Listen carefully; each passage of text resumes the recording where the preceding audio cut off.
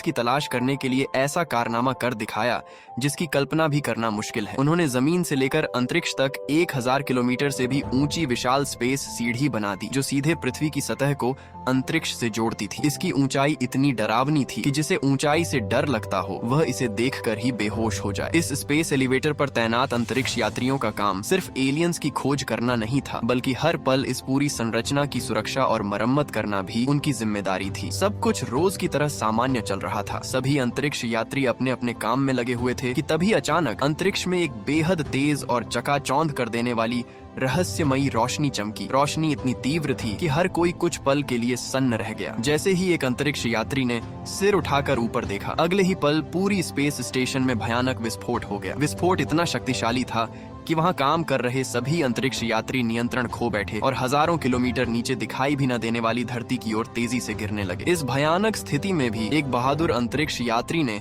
अपनी जान की परवाह नहीं की। वह किसी तरह बिजली नियंत्रण प्रणाली तक पहुंचा और पूरी ताकत लगाकर मुख्य स्विच बंद कर दिया ताकि इस दुर्घटना को रोका जा सके। लेकिन उसकी सारी कोशिशें बेकार साबित हुईं। विस्फोट लगातार बढ़ता गया और देखते ही देखते पूरा स्पेस स्टेशन तबाही में बदल गया। अगले ही पल विस्फोट की जबरदस्त लहर ने उस अंतरिक्ष यात्री को भी हवा में उछाल दिया और वह लाखों मीटर की ऊंचाई से धरती की ओर गिरने लगा। इतनी ऊंचाई से गिरने का मतलब था कि नीचे पहुंचने से पहले उसका शरीर पूरी तरह चकनाचूर हो जाएगा। ऊपर का वातावरण बेहद पतला था, इसलिए उसका शरीर हवा में तेजी से घूमने लगा। लगातार घूमते रहने की वजह से उसे भयंकर चक्कर आने लगे। उसकी सांसें तेजी से फूलने लगी और वह धीरे धीरे बेहोशी की हालत में पहुंच गया। लेकिन जैसे ही उसकी चेतना खत्म होने वाली थी, आखिरी क्षण में उसने पैराशूट का स्विच दबा दिया। पैराशूट खुलते ही उसका शरीर संतुलित हो गया और किसी चमत्कार की तरह वह जिंदा बच गया। पूरी स्पेस स्टेशन में वही अकेला जीवित बचा हुआ अंतरिक्ष यात्री था। शुरुआत में सभी को लगा कि यह सिर्फ तकनीकी खराबी या सुरक्षा में हुई किसी चूक की वजह से हुआ हादसा था, लेकिन जांच में सामने आया कि असली कारण कुछ और ही था। यह विनाशकारी दुर्घटना अंतरिक्ष से आई रहस्यमयी कॉस्मिक किरणों की वजह से हुई थी। इन किरणों ने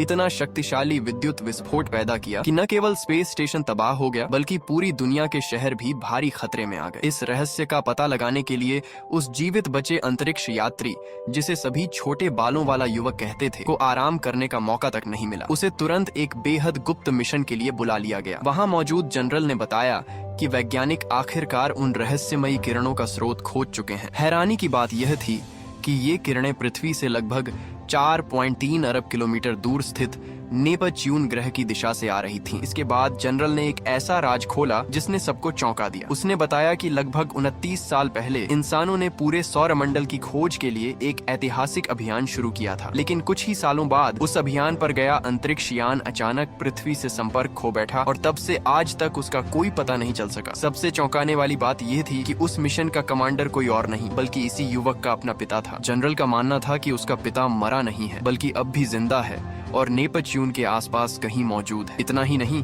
पृथ्वी पर हमला करने वाली रहस्यमयी ऊर्जा तरंगें भी उसी के अंतरिक्ष यान से निकल रही थी। लेकिन उसने ऐसा क्यों किया, इसका जवाब किसी के पास नहीं था। इसलिए इस मिशन की जिम्मेदारी उसी बेटे को सौंपी गई। उसे नेपच्यून जाकर यह पता लगाना था कि उसके पिता के साथ आखिर ऐसा क्या हुआ कि वह पूरी पृथ्वी के लिए खतरा बन गया। हालांकि नेपच्यून तक पहुंचना बिल्कुल आसान नहीं था। सबसे पहले उसे चंद्रमा पर बने ट्रांजिट स्टेशन जाना था। वहां से मंगल ग्रह पहुंचकर एक लंबी दूरी का विशेष रॉकेट पकड़ना था जो नेपच्यून तक जाता था। कुछ समय बाद वह सुरक्षित चंद्रमा पर उतर गया। वहां पहुंचकर वह हैरान रह गया क्योंकि इंसानों ने चंद्रमा को एक शानदार पर्यटन स्थल में बदल दिया था। चारों ओर आधुनिक इमारतें, होटल और वैज्ञानिक सुविधाएं मौजूद थीं, लेकिन यह खूबसूरती सिर्फ दिखावे की थी। असलियत इससे बिल्कुल अलग थी। यहाँ कानून से ज्यादा ताकत हथियारों की चलती थी। जब वह अपने साथियों के साथ चंद्र वाहन में बैठकर रॉकेट बेस की ओर जा रहा था, तभी अचानक उन पर अंतरिक्ष लुटेरों ने हमला कर दिया। ये लुटेरे अलग अलग देशों के अंतरिक्ष संसाधन लूट कर अपना गुजारा करते थे। उन्होंने बिना किसी चेतावनी के हमला शुरू कर दिया। चूंकि चंद्रमा पर हवा नहीं होती,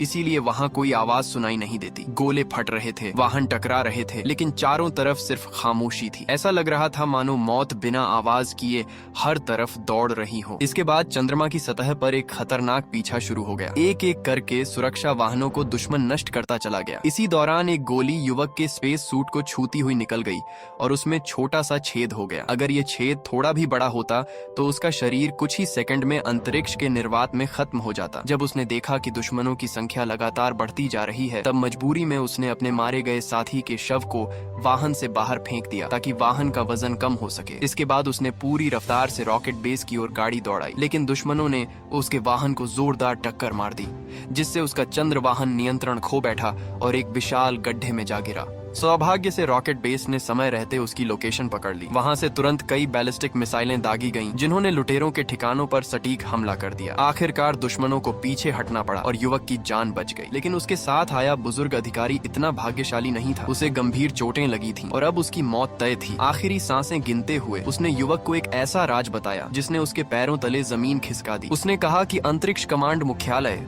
शुरू से ही उसे सिर्फ एक मोहरे की तरह इस्तेमाल कर रहा था। उनका असली मकसद उसके पिता को ढूंढना था। जैसे ही उसका पिता मिल जाएगा, उसके बाद बेटे की कोई जरूरत नहीं रहेगी और उसे भी खत्म कर दिया जाएगा। वहीं उसके पिता को भी इसलिए मार दिया जाएगा क्योंकि उन्हें पृथ्वी के लिए खतरा माना जा रहा है। मरने से पहले बुजुर्ग ने उसे चेतावनी दी कि नेपच्यून की यात्रा के दौरान किसी पर भी आंख बंद करके भरोसा मत करना। जो भी इस गुप्त सच्चाई को जानता है वह तुम्हारी जान का दुश्मन बन सकता है। अपने साथी को खोने के बाद वह भारी मन से रॉकेट में सवार हुआ और मंगल ग्रह की ओर निकल पड़ा। मंगल इंसानों का सबसे दूर स्थित अग्रिम अंतरिक्ष अड्डा था, जहां तक पहुंचने में 20 दिनों से भी ज्यादा समय लगता था। रॉकेट चंद्रमा की सतह छोड़कर अंतरिक्ष में आगे बढ़ने लगा। पूरे सफर के दौरान उसके मन में सिर्फ एक ही सवाल घूम रहा था। आखिर उसके पिता ने ऐसा क्या देखा था कि उन्होंने पृथ्वी से हमेशा के लिए संपर्क तोड़ दिया और अब नेपच्यून से ऐसी रहस्यमय किरणें भेज रहे हैं जो पूरी मानव सभ्यता को खत्म कर सकती हैं। यात्रा के दौरान उसने वह गुप्त वीडियो चलाया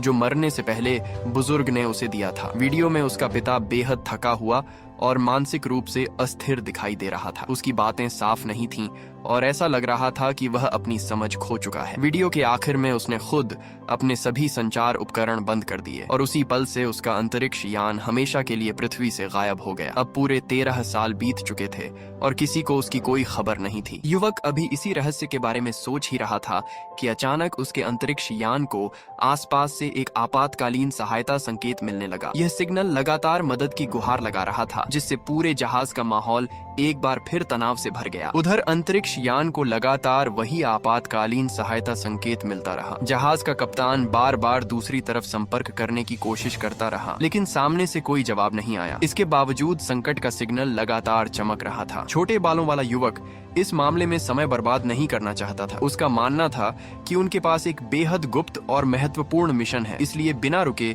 सीधे मंगल की ओर बढ़ना चाहिए। लेकिन कप्तान का कहना था कि अगर कहीं कोई इंसान जिंदा हो और मदद का इंतजार कर रहा हो तो उसे छोड़कर आगे बढ़ना सही नहीं होगा। संभव है कि उनका जहाज भी उन्हीं रहस्यमयी कॉस्मिक किरणों से प्रभावित हुआ हो जिन्होंने पृथ्वी और स्पेस स्टेशन को तबाह किया था। आखिरकार कप्तान ने फैसला लिया कि वे पहले उस जहाज की जांच करेंगे। उनका अंतरिक्ष यान धीरे धीरे मदद के संकेत वाली दिशा में बढ़ने लगा। वहां पहुंचकर कप्तान ने स्पेस सूट पहना और जांच के लिए दूसरे जहाज में प्रवेश करने की तैयारी की। लेकिन उन्हें बिल्कुल भी अंदाजा नहीं था कि जिस दरवाजे को वे खोलने जा रहे हैं वही उनके लिए मौत का दरवाजा साबित होने वाला है। कुछ ही देर बाद उन्होंने उस रहस्यमयी अंतरिक्ष यान को अपनी आंखों के सामने देखा।